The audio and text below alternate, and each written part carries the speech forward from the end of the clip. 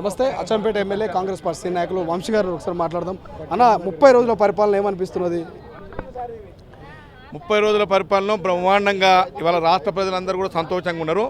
సంతోషంగా ఉండడానికి ప్రధానమైన 3 కారణాలు. ఒకటి, ఒత్తిడి పోయింది, ప్రజల మీద ఒత్తిడి పోయింది.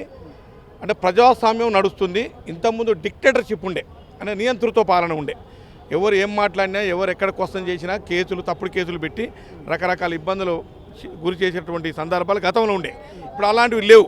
ఫ్రీగా స్వేచ్ఛగా ఏమైనా మాట్లాడుతూ ప్రభుత్వాన్ని కూడా మాకు ఇది చేస్తలేని అడిగేటువంటి హక్కు కల్పించినాం మేము ఇవాళ ప్రజాస్వామ్యం. రెండవది, 6th గ్యారంటీ కార్డులో 48 గంటల్లోనే 2 6th గ్యారంటీ కార్డులలో ఇంప్లిమెంటేషన్ చేయడం జరిగింది. ఒకటి, ఫ్రీ బస్ ఫర్ ఉమెన్. రెండవది, ఆరోగ్యశ్రీ, రాజీవ్ ఆరోగ్యశ్రీ 2 లక్షల నుంచి 10 లక్షల వరకు పెంచేది, అది 2 కూడా అమల్లోకి వచ్చినాయి. మూడవది ఏమిటంటే, ఆల్రెడీ అప్లికేషన్ తీసుకున్నాం మేము. ప్రజాపాలన డిసెంబర్ 28 నుంచి జనవరి 6 వరకు 10 రోజుల పాటుగా నిరంతరంగా అధికారులందరూ కూర్చొని ప్రతి ఊర్లో కూడా ఒక గ్రామసభ పెట్టి దాన్ని తీసుకోవడం జరిగింది. అంటే ఈ ప్రజలకు ఒక నమ్మకం వచ్చింది, అరే ప్రభుత్వం చెప్పింది, పని మొదలు పెట్టింది.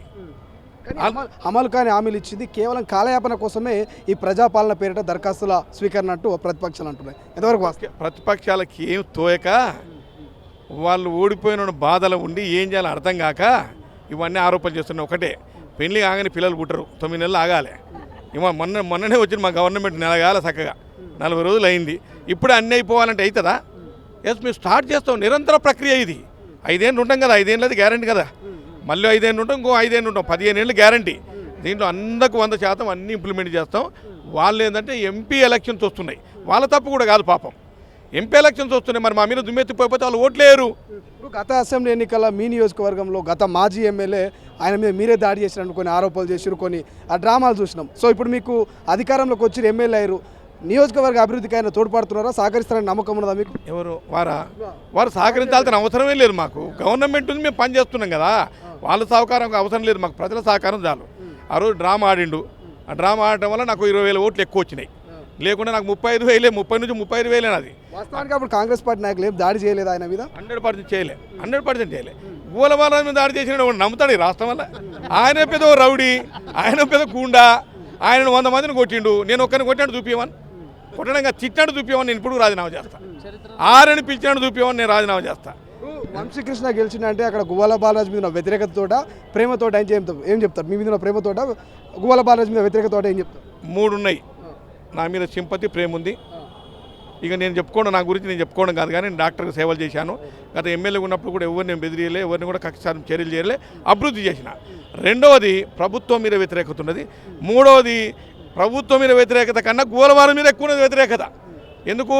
ల్యాండ్ గ్రాబింగ్, షాండ్ మాఫియా, నల్లమల్ల అడివంతా తోవిండు, జల్లెడ పట్టిండు, అని టీములు పెట్టి అందరిని బెదిరించిండు, తిట్టుకో. ఇంకా నేను చెప్పాల్సిన పని లేదు, రాష్ట్రం అంతా తెలుసు. ఇవన్నీ కూడా ఉన్నాయి. దానికి తోడుగానే నేను కూడా 30-35 వేలు అనుకున్నాం, 50,000 వస్తే నేను కూడా ఊహించని మా నాయకుడు ఇప్పుడు ముఖ్యమంత్రి గారు ఆ రోజు టీపీసీ అధ్యక్షులు ఉండి మీటింగ్లో ఒకటే మాట చెప్పిండు, డాక్టర్ సాబ్ నీకు 50,000 మెజార్టీ వస్తుంది పో అన్నాడు. నేను కూడా అప్పుడు నిజంగానే సార్ నిజంగా చెప్పిన కాలం కూడా నిజమైంది. మా రేవంత్ రెడ్డి సాబ్ ఏ మాట చెప్పిండో అది కరెక్ట్గా వచ్చేసింది. ఇప్పుడు డాక్టర్లు అంటే మెత్త మనుషులు ప్రేమతో ఉంటారు, ప్రజలతో అంటారు. మీకు రాజకీయాలు వంట పడతాయా? ఏం చెప్తారు? అంటే మేము సాఫ్ట్గా ఉన్న డెవలప్మెంట్లు ఎక్కడ ఇంకిపోం.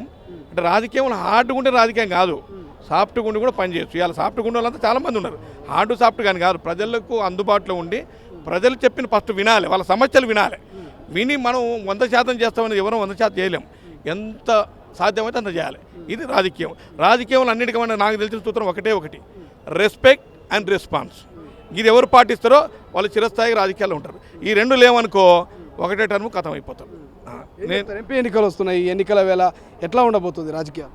ఈ రాష్ట్రంలో 14 గెలుస్తాం. ఇప్పుడు రేపు ఎలక్షన్ పెడితే, రేపు లేదు ఎల్లుండి ఓటింగ్ పెడితే 14 గెలుస్తాం. ఇంకా కొద్దిగా కష్టపడితే 15 గెలుస్తాం. మా తర్వాత బీజేపీ ఉంటుంది, తర్వాత టీఆర్ఎస్ 1 లేదా 0. ఇది చూడు మీ రిజల్ట్. 0 నుంచి 1 బీఆర్ఎస్, 2 నుంచి 3 బీజేపీ, మేము 13 నుంచి 14, 1 ఎంఐఎంకు 200 ఏళ్ళ వరకు ఒకటే ఉంటుంది, అదిగా పెరగదు తగ్గదు. అది దిస్ ఇస్ పొలిటికల్ సినేరియో. కానీ పాలమూరు అనగానే గతంలో బీఆర్ఎస్ చూసినాం, ఈసారి ఏమైనా సాధ్యం చేసుకుంటుందా? కాంగ్రెస్ పార్టీ వస్తుందా సీటు? 100కి 2 గెలుస్తాం. మొన్న చూసాను కదా, 2-2 ఒకటేమో 3 లక్షలతో గెలుస్తాం, ఒకటేమో 2 లక్షలతో గెలుస్తాం. 5 లక్షల మెజార్టీ 2 కలిపి. మీరు రాసి పెట్టుకోండి. కానీ బీజేపీ నాయకులు గల్లీలో ఏ పార్టీ అయినా గెలవని మాకు సంబంధం లేదు, కానీ ఢిల్లీలో బీజేపీనే గెలిపేయాలనుకుంటారు తెలంగాణ ప్రజలంతా, ఖచ్చితంగా మేమే గెలుస్తామంటారు వాళ్ళు. ఎవరి దుకాణం వాళ్ళది, ఎవరి మాట వాళ్ళు చెప్పుకుంటారు. చెప్పుకున్నది మాత్రం ప్రజలు వేస్తారా? మరి మొన్న ఎలక్షన్లో కూడా చెప్పుకుంటారు కదా దుకాణం, మరి వేసిండ్రా? ఎంత చెప్పుకుంటారు? ప్రజలు కాంగ్రెస్ పార్టీ పైన నమ్మకం ఉంది. ఇవాళ రాష్ట్రంలో కాంగ్రెస్ పార్టీ ఉంది, రేపు కేంద్రంలో కాంగ్రెస్ పార్టీ, ఇండియా కూటమి రాసి పెట్టుకో. నువ్వు మోడీ ఎన్ని వేషాలు వేసినా అయిపోయిన దుకాణం. మోడీ చెప్తాడు కానీ చేయడు అనేది ప్రజలకు తెలిసిపోయింది. చెప్పడం వల్ల ఆయనకు మించిన వాళ్ళు లేడు, కేసీఆర్కి మించిన వాళ్ళు లేడు. కేసీఆర్ కూడా అయింది కదా చెప్పి ప్రజలు నమ్మరు. ఒకసారి నమ్ముతారు, రెండుసార్లు నమ్ముతారు, మూడోసారి నమ్మరు. 100% కేంద్రంలో మా ప్రభుత్వమే, కాబోయే ప్రధానమంత్రి రాహుల్ గాంధీ గారే. దీనికి ఏ మాత్రం తిరుగులేదు. ఫైనల్ ఒక మాట, కేటీఆర్ గారు అంటున్నారు 420 హామీలు కాంగ్రెస్వి, 100 రోజుల తర్వాత వాళ్ళని చీల్చి చెండాడతాం అనేది కేటీఆర్ మాటలు. మీరు సిద్ధంగా ఉన్నారు అన్నిటికీ? వాళ్ళు 420 మమ్మల్ని 420 అంటున్నారు. వాళ్ళు ఎన్ని హామీలు ఇచ్చారు అంతెందుకు? కేసీఆర్ ఒక మాట చెప్తాను నేను, ఉద్యమ సమయంలో ఎలక్షన్కి ముందు 2014లో దళితుని ముఖ్యమంత్రి చేస్తాడు. మెడకాయ మీద తలకాయ ఉండదు అన్నాడు. 100 సార్లు నరుక్కున్నాడా? డబుల్ బెడ్రూమ్ ఇల్లు ఇచ్చిండా, ఇంటికో ఉద్యోగం ఇచ్చిండా, మంచినీళ్ళు ఇచ్చిండా, రేషన్ కార్డు ఇచ్చిండా, పెన్షన్ ఏం చేసిండు? ఏం చేయలే. కేజీ టు పీజీ విత్ మామూలు చెప్పలే. దళితులకు 1 ఉన్నోడికి 2 ఇస్తా, ఎన్ని ఎకరాలు, 2 ఉన్నోడికి 1 ఇస్తా, అసలు లేనోడికి 3 ఇస్తా, 3 చూకుంటానా? బోరేస్తా, దాంతో అయిపోతుందా? పైప్ లైన్ ఇస్తా, దాంతో అయిపోతుందా? డబ్బులు ఇస్తా, ఇచ్చిండా? ఇక నీకు డబుల్ బెడ్రూమ్ కథ అయితే అల్లుడు వస్తే అత్త చీరడు మార్చుకోవాలి, పెద్ద కథ చెప్తే నిజంగా ఆడవాళ్ళు అయితే పరిశాన గుద్దిండ్రు. వచ్చిందా డబుల్ బెడ్రూమ్ ఇల్లు? ఇక్కడ చెప్తూ పోతే 2 గంటలు చెప్పొచ్చు.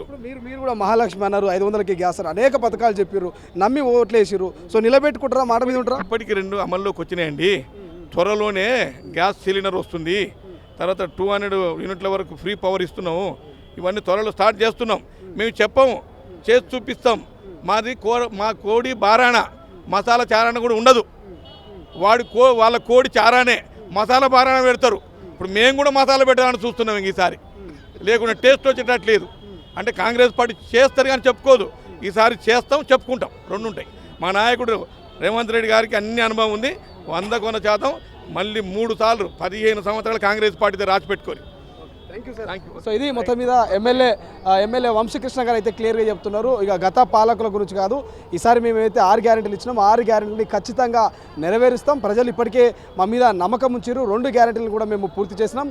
రానున్న పార్లమెంట్ ఎన్నికల్లో కాంగ్రెస్ పార్టీ సత్తా ఏంటో చూపిస్తాం.